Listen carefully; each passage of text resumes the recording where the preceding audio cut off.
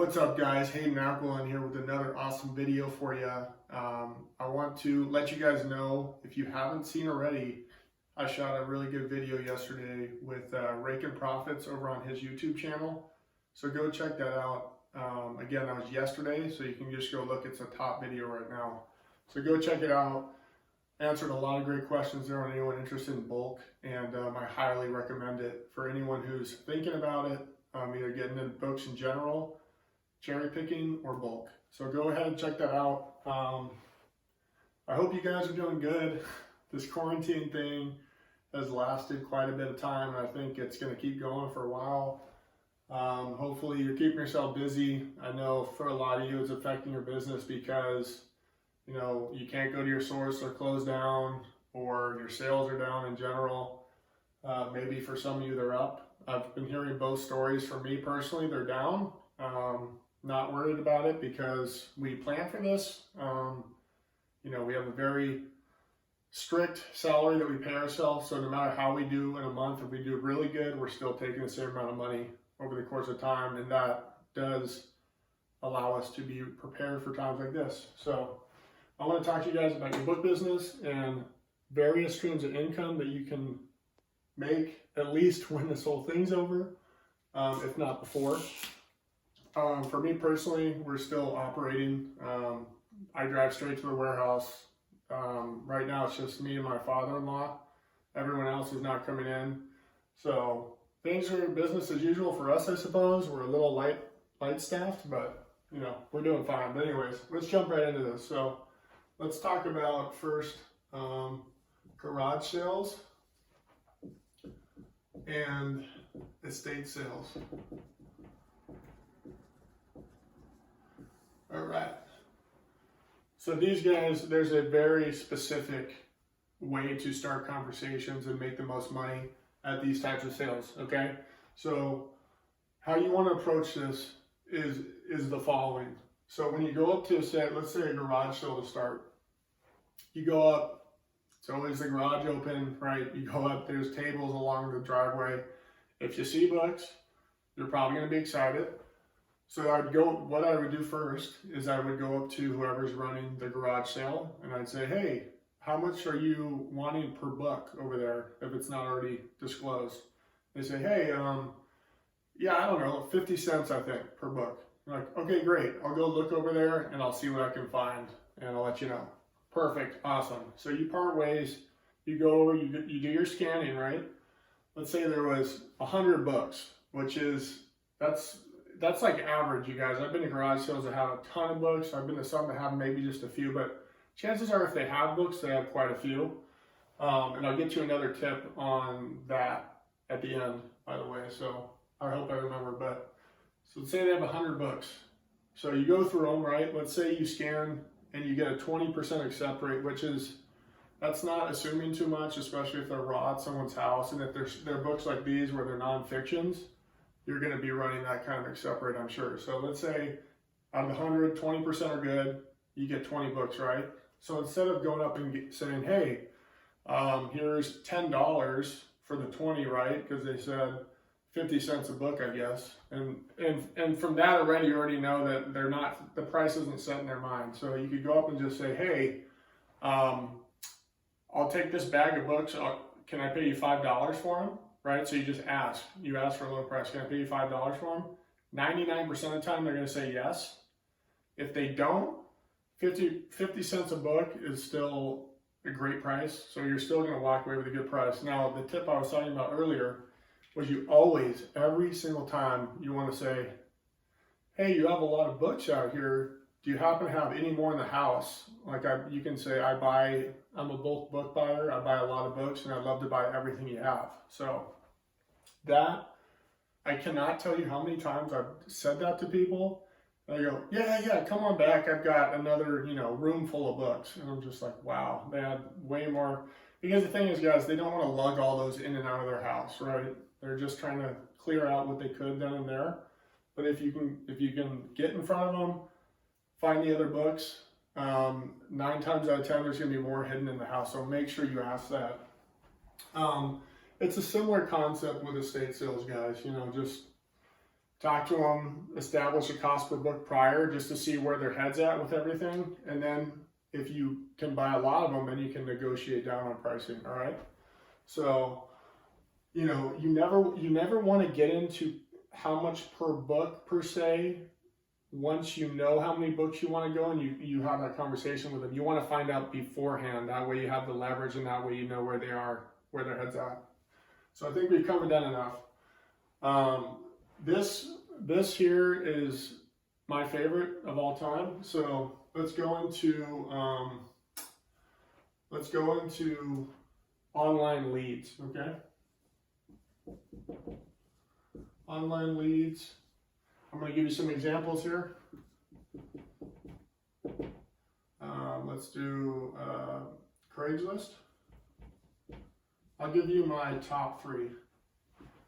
Facebook Marketplace.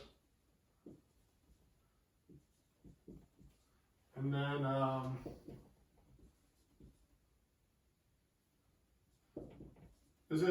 always get confused, is it Nextdoor app or Neighborhood app? Let me verify that for you guys. I'll get back to you on that in the comments.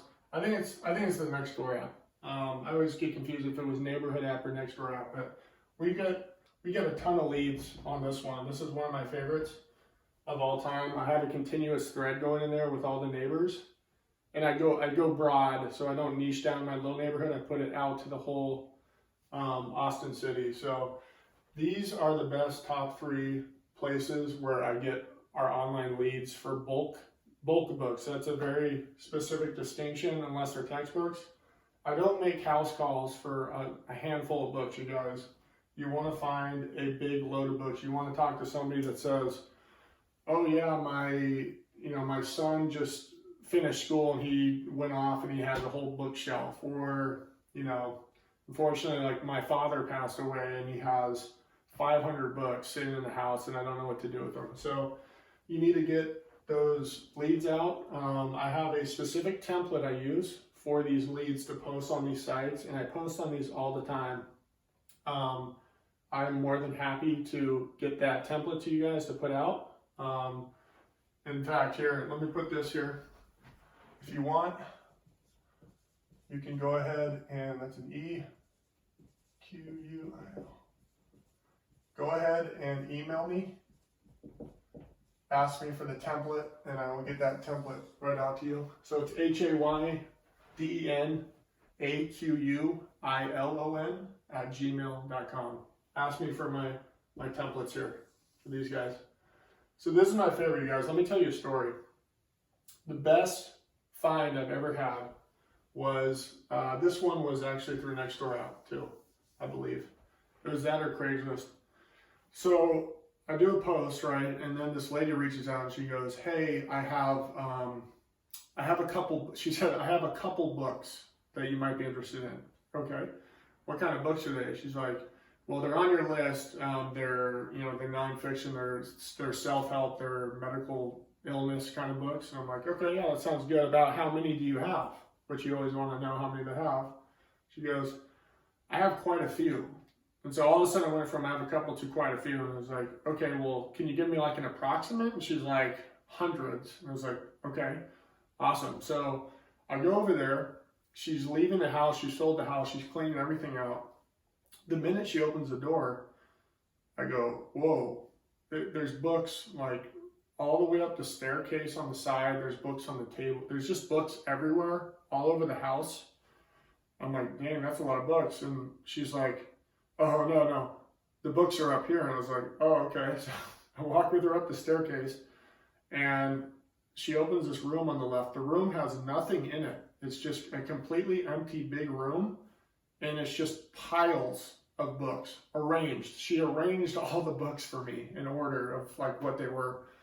So I'm just sitting there, I'm like, oh my gosh, this is insane. So we, long story short, we get done. I end up paying probably $120, and she wanted less. I actually gave her more. And let me tell you an added value I gave for her. So she wanted I think it was $80.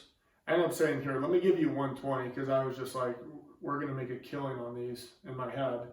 and we ended up, it was probably $4,500 in profit just off this one house call. So we go, I go, hey, look, I can take most of these books and I can use them and sell them. Look, let me side note this. You guys, you never want to lie to anybody, and you always want to be forthright and just honest with people, right? So I said, there's a lot of these you can sell. There's a ton I can't sell, but let me do a favor for you since we're going to do really well off this, and let me just get rid of all the books for you. And I'll tell you what, I will split the profit with you on the duds, quote unquote. So obviously I had my take that I had with the books that worked, and then the other books, there was probably 700 books that I couldn't use. I ended up taking all those down the road to a half price books, and we got a couple $100 for the duds alone. So I gave her half of that too. So she ended up making, something like $240 total, I believe it was. So that's another way you can add value to people when you're doing house pickups. You can say, hey, I can take these, but I can also take these ones I can't use for you. And, you can either just haul them away so you don't have to deal with them. Or if you do have a book buyback company nearby, you could offer to get them extra money for that. Or you can keep it for yourself. Either way, doesn't matter. It's up to you. But do not, this is the biggest one, you guys, online leads. My recommendation is you want to post at least once every 2 weeks, if not more. You do get a lot of people that are pissed too when you do this. They go, stop spamming or whatever, but it's like you're an actual legit company that buys stuff, so don't feel bad about it. But you're going to get people that get angry that you're spamming online, and honestly, they're probably other booksellers. So don't feel bad and do this for sure. Another one is only feasible if you do it right, and that is the traditional in the low-hanging fruit model, which is thrift stores. Thrift stores. And I'm going to abbreviate: Salvation Army, Goodwill, Savers, any chain thrift store, whatever. There's hundreds, you guys, and it's going to depend what type of a Lifeway just went out of business, I think, but there was a Lifeway. No matter where you're from, you're going to have a different set of thrift stores to work with. But anyways, thrift stores overall, the days of buying from thrift stores, and all of this is location dependent too, you guys. The days of buying from thrift stores are coming to an end. And I can tell you that for a fact with this. Goodwill is going to be out soon, unless you're buying from a retail outlet. Outlets are much different from a retail store. In my town, you actually can buy a book for 20 cents in the retail outlet. So that, obviously, that's going to be a feasible model as long as they're still doing that. The reason I say that is because Goodwill in my town actually just made their entire new own brick and mortar establishment to sell books online. They were already selling online, but now they're fully putting everything online other than the books they're sending to their stores. So they've kicked away a lot of bulk sellers that were doing, massive truckloads. So they're not doing that here in Austin. Granted, Goodwill has a ton of different arms of their company, so they're not all under one branch. So this isn't a company-wide decision. This might just be something they're trialing in Austin, or something that the management in Austin just wanted to do. So if you're in California or something, I think you're still good. But anyways, they have gotten smart with the pricing in their books. So in town, if you go to a thrift store, you're going to pay $1.99 for a paperback, or you're going to pay $3.99 for a hardcover. Now, you guys, if you're buying books for any more, personally, for any more than $1, I think that you're not going to be making money in the long run. You're wasting your time. So neither of these work unless these are textbooks. Which, good luck finding those at Goodwills. Maybe you'll have a couple here and there, but they're good at pulling their stuff. Again, this is location dependent. So when I went hunting for books with my brother in California, we were going to Goodwill's, it was actually half the price. So it was 99 cents for paperbacks, and I believe it was $1.99 for hardcover. So yeah, this could still work, okay? Hardcovers, you really need to be making at least $5 in profit if you're gonna pay $1.99. And even that, I don't recommend. I would be looking for paperbacks if you're gonna be doing that. So these are the three that can easily get you started, you guys. In terms of prioritization, I would say this. This is your number one thing you need to focus on. This is number two. And this is number three. This should be your last thing you want to focus on because of the prices.